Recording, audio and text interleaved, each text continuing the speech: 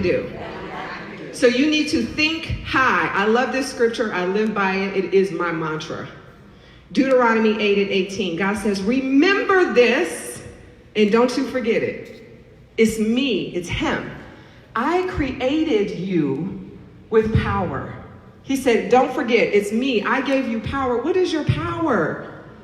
Your power is your skill, your creative ability, your gifts, whatever you're uniquely qualified to do. He said, I gave you that, and the reason why I did was so that you could make money, boo. He said, so you could create wealth. Wealth is actual income, right? That's money, that's profit, that's revenue. So he wants to give you that power. He's already given that to you, but you got to think high. Say, I will think high. Think high. Okay. So here's one thing you need to know. When you start thinking about ideation, creating your idea, you're thinking high, your why should align with your purpose. So why are you in business? And if you said to make money, I want you to scratch that off the list. Why are you in business? What is your product? What is your concept? What is your idea?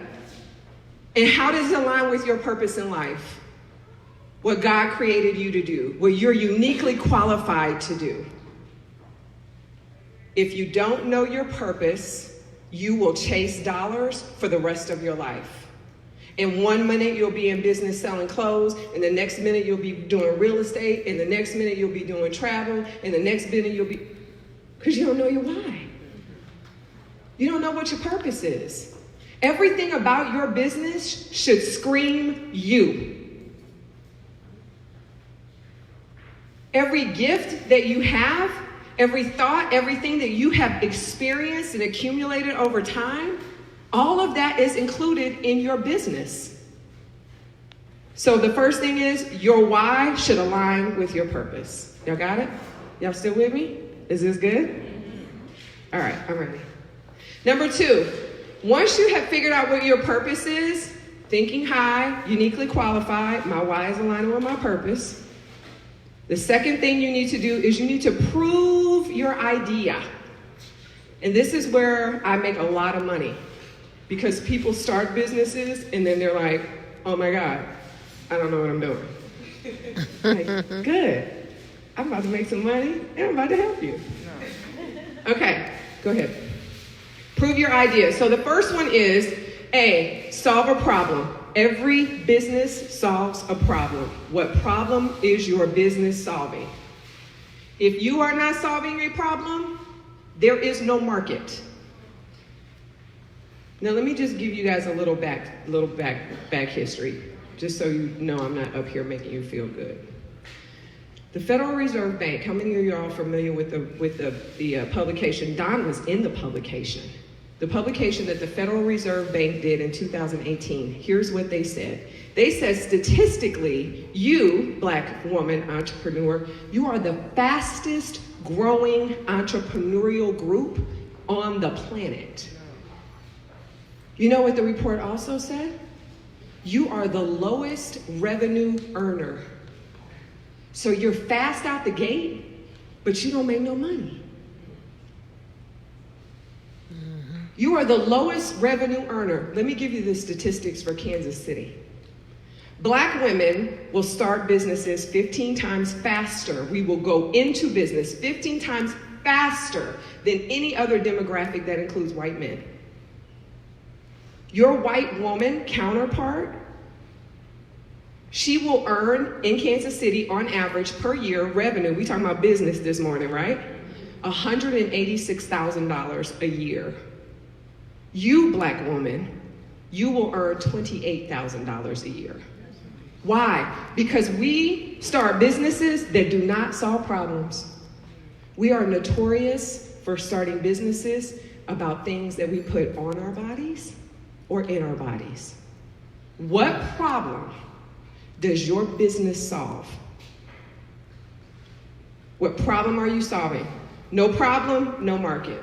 22% of businesses that fail, they did it because they didn't have a clear plan for their market. They just had a great idea. Tell my business this morning, okay? Yes, ma'am, I'm ready. B, have a targeted customer. Everybody's not your customer. This is where you need to get in that thinking high concept. Who is your customer? And I'm going to do it for instance with you. Everyone's not your customer. Identify exactly who you are serving. So one of the things that I do is I teach a class called EBB. Woo woo, I got an alumni in here. We do 12 weeks. We start from ideation to launch. That's what we do. We do that in a 12-week session.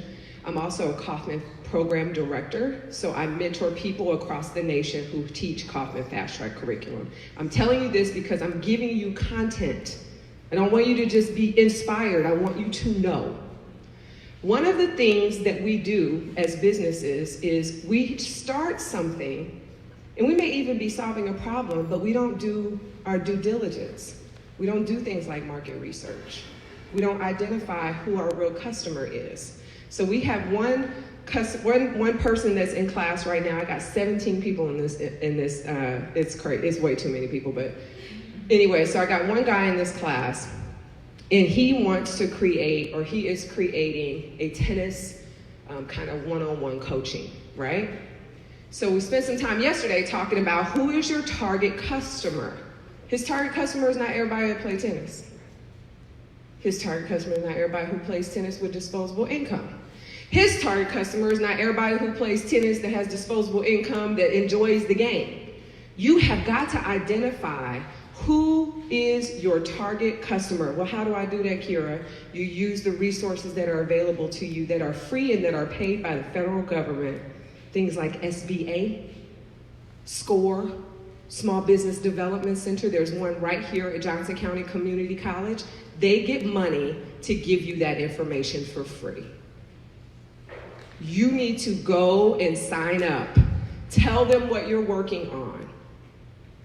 And then be bold when you go in there. Be unapologetically black and beautiful. And demand that they give you the information that we pay them to give us, which is market research. They have demographics around your industry about people that live right here in Kansas City. They can pull that information and give it to you, okay? Is this still good? Have a targeted customer. Everyone's not your customer. Identify who you're serving. I'm ready for the next one. C, be able to generate revenue. Do you know your numbers? If you're selling custom tea, how much does it cost for you to sell one bottle? How much does it cost for you to make one necklace? And when I say how much does it cost, include your time and your expertise in that. Do you even know? Every bead has a price. So you should know exactly what that is. Does your business model make a profit? Does the model that you actually picked make a profit? Sometimes we pick things because we want them, but we don't even know if we're making a profit. So if I'm buying, let's say I'm buying shoes, and I'm buying them wholesale because I don't see no cobblers in here. Y'all making shoes somewhere? Y'all know what a cobbler is? Right? Cobbler is the person that actually makes shoes. They make the sole. They make the all that.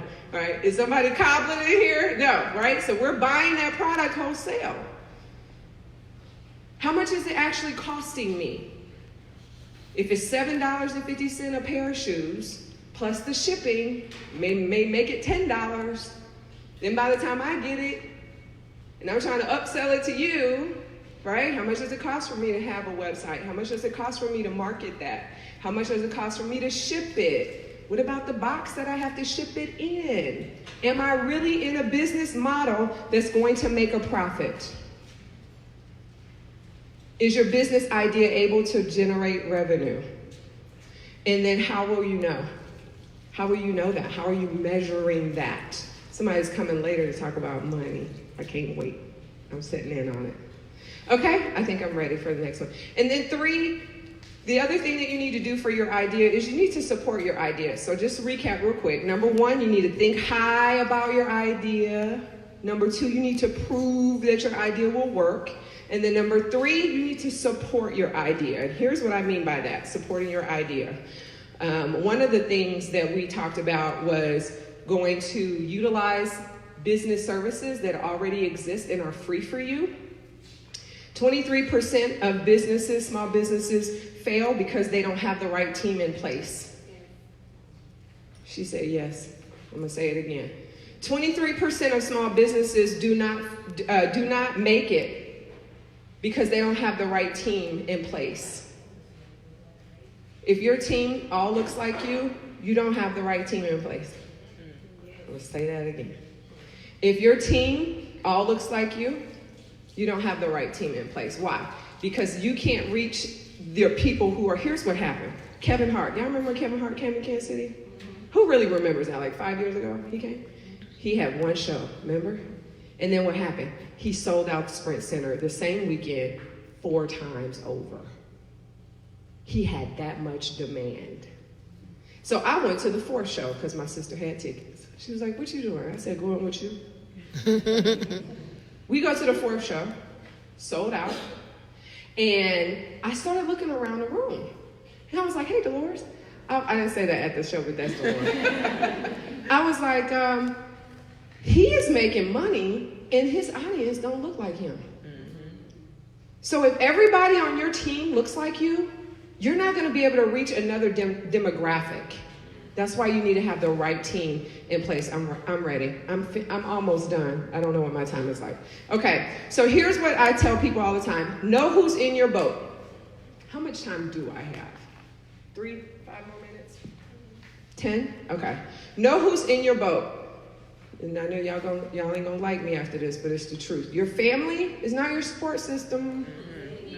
That's right. Amen. Your family is not your support system. They might be the people who cheer you on and get you started. They love you. But they're not going to help you to scale your business. They really just can't. Like, how many earrings can mama buy? Right? Because she going to buy it because it's you. Yeah. Right? How many, think about that. Yeah. As an entrepreneur, whatever you're selling, how many times can you go at Christmas and say, look, y'all, I made this, or I'm selling this now? Your family can't support you. That's not what I mean when I say find a support system. Reciprocity is key. Whatever you put out there in the universe to help or support somebody, that's what you're going to get back. Okay? I'm going to say it like we was at church. Okay? Come on, hey. You're going to get whatever you sow. So if you sowing nastiness, that's what you're getting back. If you're sowing support, you're going to get support back. You're going to get support back. Fish in little ponds, and this is what I mean when I say that. A lot of times, we like to saturate markets that are oversaturated. So if I have a product that I'm uniquely qualified to give, because it aligns with my why, I've proven out what my concept is, I've tested it, I know I can make money, why would I put that in a room full of all of that already? Right. You need to fish in little ponds, because there's big fish in little ponds. But if we all in the ocean, how am I going to know what you got? How are you going to stand out? Is your idea niche enough? And if it's not, how do you make it? So know who's in your boat. I'll give you a really quick lesson. I think this should be almost the end. 15% of businesses suffer because of poor operations management systems. They don't have the right system in place. There's no infrastructure to support it. And then give me one more and I'm going to end on a story. Oh, this is good too. I'm so sorry. Okay, so recreate yourself. That's important when you're building your systems. A lot of times as women, a lot of times as black women, a lot of times as mom, can't nobody do it like us. So I'm not going to tell you my secrets. You know, I'm going to let you come help me, but I'm only going to show you so much. That is a small way to think. It's not a high way to think. You want to be able to scale your business. That means that you can't touch everything. You can't be at everything. I want to get to where I don't have to be there for me to be making money, right? I'm trying to be sleeping and making money in my sleep. Well, that means I have to trust somebody else with my business concept. Part of the reason why we don't trust is because we're not confident in what we're doing. Oh, okay. So write out your own job description. For those of you who have scaled a business and you finding that you don't have enough time in the day to grow your business, start here. Write out your own job description. Write out everything that you do and put it on paper. And that way, 2 things will happen. You can identify how much you should be charging for your time and services if you have a business that's not product driven. because you would have to pay somebody to do that, right? And then you can identify what jobs can actually be delegated to other people. But if you're doing everything, you never know. You never know. And teach people what you know. Teach people what you know. Okay, so real quick, I'm going to end on this. Know who's in your boat. Is that it? Yep. Okay, good questions. Know who's in your boat. So here's the lesson. And I know we got a first lady in the building, so if I'm off, first lady, tell me. But I know it's one of the Gospels. I want to say that it's in John. Might be Luke. It's Luke or John. When Jesus sends the disciples ahead of him, he's fed the 5,000. He goes up to the building. He goes up to the mountain to pray. After he goes to the mountain to pray, he sends the disciples away. When he sends them away, he sends them into a storm. So Jesus knows that he's sending them into a dark place. Sends them into the storm, and they out there on the boat, and then what happens? A storm comes, and it's dark out, and they're in there, and they're acting a whole monkey. Who's in your boat? Know who's in your boat. So all the disciples are in there, and you know the personality of the disciples. You got one that's acting, right? I will cut you in a minute. Is in there. Peter is in there. You got John, that's all, oh, where is Jesus, baby, I love him, right? You got James, who's using wisdom. You have all of these different personalities on your boat, in your boat. And so Jesus comes to them, but he's walking. He's not in the boat with them. He's walking. But these people are in the boat with Peter. And so Peter is going to now be you. Because when you get in business, baby, it's going to be dark. And I'm not talking about in the black. I'm talking about dark. Like, I don't know what I'm doing. And it's scary. And I work a full-time job. And I'm not sure if I can really make this W-4 thing into a W-9. Right? And so he says, God, if that's you, and this is really what you want me to do with my life, call my name. Bid me to come. And some of you guys are right now in a boat with people who are either going to push you, they're going to discourage you, they're going to pray that you actually jump, because if I see you jump, then I'll be able to jump. You got to know who's in your boat. You got to know who's in your boat. And then once you get out there, you're just going to have to walk out on faith, because it's not going to come easy. That's why problem solving, you need to be doing that every single day, because you're going to have to solve a problem, okay? So anybody have any questions for me on the three things that we covered? Thinking high, know that your why aligns with your purpose. Why are you in business? Prove, test, support your business. Right? Anybody got a question for me? Question, comment? Yes, ma'am. Okay. I have watched you blossom. Yes, ma'am. Thank you. And I just want to congratulate you. Oh, thank you, Dolores. I appreciate that. God is very good to me. He is very good to me. And I have your first shirt. You have my first. What is it? I don't even remember what it was. Oh, I don't know. I see it sometimes. it's a good one. How is it? But anyway, I'll find it. Good. Well, I am excited. Anybody have a question? Yes, ma'am. You said it's going to be dark in our business. As like for me, I finally came to the conclusion that my family is not my support system. They're not going to be the ones to do, hey, I got this idea, I need you to help me out. And being there, I mean my daddy, because I call him for everything. But when it comes to me trying to figure out and get help, or trying to figure if I should buy this or buy that, then I get confused and discouraged, and that's where the blackness come in, because I'm like, am I going in the right spot?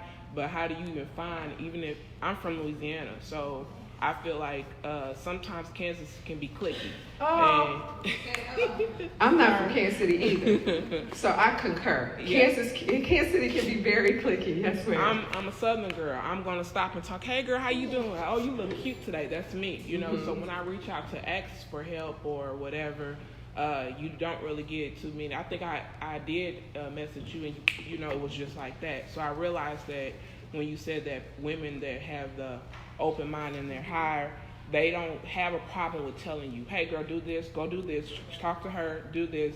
You know what I'm saying? Like how do you overcome that dark spot? Because right now I'm in a dark spot, and I feel like, well, I know that what I'm providing is a service that can be provided, can go further, that can bring more revenue and also help the next person. Mm-hmm. It's only you, if I could get out this dark spot, because it's just like, I'm just keeping to myself. I'm not going to even worry about it. And I didn't spend a lot of time and money investing in it, but I'm still at ground level. So the first thing is to keep coming to stuff like this. I think I heard you say that this was it's going to be a series. Is that, yes? I'm not trying to make something that's not something, but it would be great if it was, because it doesn't happen in this kind of environment a lot. So I would say, first of all, you need to know who's in the room. Just like you need to know who's on the boat. There's people in here. These two right here, they not saying nothing, and it's another one. It's 3 of them. They sisters and they bad. Yeah. You hear me? They're Right. cold at what they do. Right. They all are uniquely qualified to do great things with marketing, with strategic building, with social media marketing, all of that. Am I lying? No. And so the first thing is know who's in the room. Yeah. Know who's in the room that God puts you in. Because every time he puts you in a room, it's somebody in there for you. Right. And you're in there for somebody. Right. So that's the first thing. And then don't be afraid of the dark. I'm okay with the dark, but Yeah. I feel like the dark not making me no money. Yeah, right. And so part of that is proving your product. Do you really have something that's generating revenue? Can it actually generate revenue? Okay. Right? It's gonna be. She coming in a little bit. She's gonna talk to us about our finances, Okay. and that's so important too. Understanding our finances. So get to know the people in the room. Anybody else got a question? Yes, ma'am. Number one is sometimes people have intellectual property, Absolutely. and then you have people that have physical property. I struggle because I have intellectual property. Yes, ma'am. So we move on that. The second part is I saw you on paper about some course.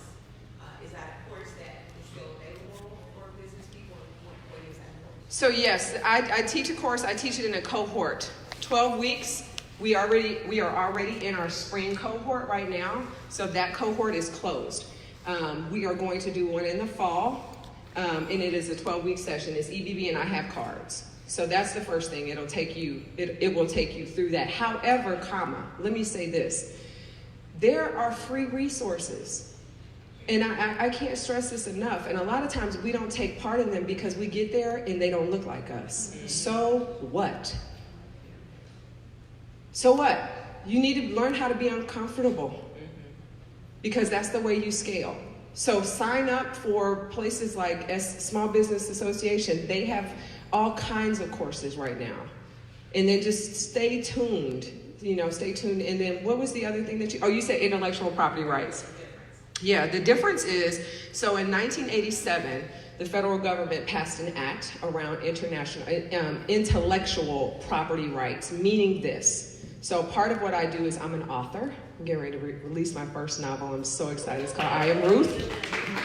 I Am Ruth, and I Am Ruth is going to be a screenplay as well, but that's for another day. So the intellectual property rights on that means that my thought, my intellect, it belongs to me. It is my right. It is my property. You can go on the U.S. Library of Congress website, and you can register that in 3 ways. You can either get a trademark, you can get a patent, or you can get a copyright. And so all of that information is there. It'll tell you exactly how much it costs, what they require in order for you to register it with the Library of Congress, and which one of those symbols, because we be putting the wrong symbol on the wrong thing. It's good, because we don't know. But you need to figure that out. But your intellectual property rights, so Dolores, to answer your question real quick, if you never register it with the Library of Congress, and you find out that someone has utilized what you created, that would stand up in a court of law if you have the original documentation.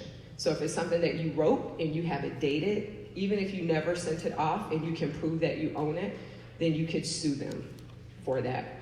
Because this art, all of this is intellectual property rights. This is what was in their mind. And so if they never get a patent for it, it still belongs to them. And it would be on them to prove that they came up with it, basically. Any more questions? Yes, ma'am. So do you have any tips on how to balance, working your full-time job with also trying to grow your business and keep that motivation? Because I think sometimes we get so bogged down with just trying to survive, and then you miss out on an opportunity to really flourish and do the things you want to do. So like, how do you find that balance? So I work when everybody else sleeps. That is the truth. Every snow day that we got, I was writing. I'm so happy about the coronavirus. Do you hear me? Because when I leave here, I'm going back and working. Right? So part of the balance is knowing that when I have free time, that's not my opportunity to binge watch somebody else's artwork. Because they already getting paid. I'm trying to get paid. And it doesn't serve me well to not be intentional with my time. And so that's the first balance. The first balance is knowing what am I doing with the time that I actually do have. Because I don't have the 24 hours and I have to go to work, I have to participate, I got to show leadership, I got to do all that stuff. So when the hours that you do have, what are you doing with that? That's the balance. That's the balance. Because there's nothing else. You're not going to get another day. I know a lot of times I will work by myself on Sunday night, going into Monday, and I take Sunday night, like between 9 and 10, and I think about the things that I need to do on Monday and what I need to do on Wednesday, and then where I need to be second quarter. So some of that balance is time management. And then have a good time. I think that's the other thing. We don't do that enough. We don't. And it's biblical, right? It's eat, drink, and be merry.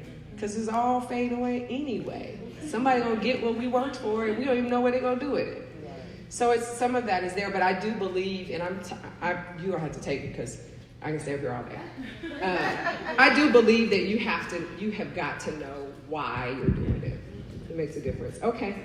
Yes, ma'am. Before you go, just really quickly, because I think that's a key component to success and your drive to continue to fuel your business. What is the one thing when you were formulating your why? What's that one question you kept drilling into and trying to answer that? Because I think that will help a lot of us find our path. Like, what is the why? And why am I sticking to this? What is that? What is the one thing that you thought about? The why. So my why goes back to what I'm uniquely qualified to do, which is why I asked you, do you know what your name is? Because if you know who you are, your why is up in there. My name is Kira, and it means to shine a light. So whatever situation I find myself in, I should be shining a light on whatever your dark spot is. You have got to know who you are and what gifts are natural for you, what you like doing, what you keep going back to. No matter how much you get away from it, this thing just will not let me go. I guarantee you, your why is up in there. And your money. Your money is connected to that. Yeah. Thank you. You're welcome. Thank you, guys. That was fantastic. I'm like taking notes in my head. I'm like, oh, I'm about to presentation. Thank you so much. We'll take a quick break and shout out to Lauren Lee Catering. Our food is ready. There is hand sanitizers obviously on the tables. Over there on the side, there is water, mimosas, and coffee too. So we'll take a quick break and then we'll come back and we will go to our next speaker. I'm going to say a quick prayer. Lord, thank you for this day. Bless our food, bless our fellowship. In Jesus' name, amen. Amen.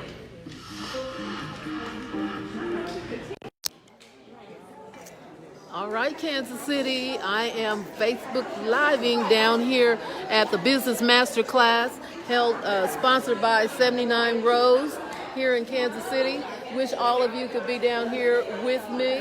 We're having a great time. We got some beautiful vendors, some incredible jewelry, great networking.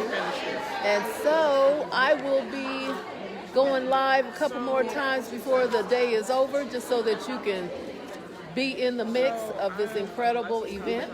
And so I will see you soon.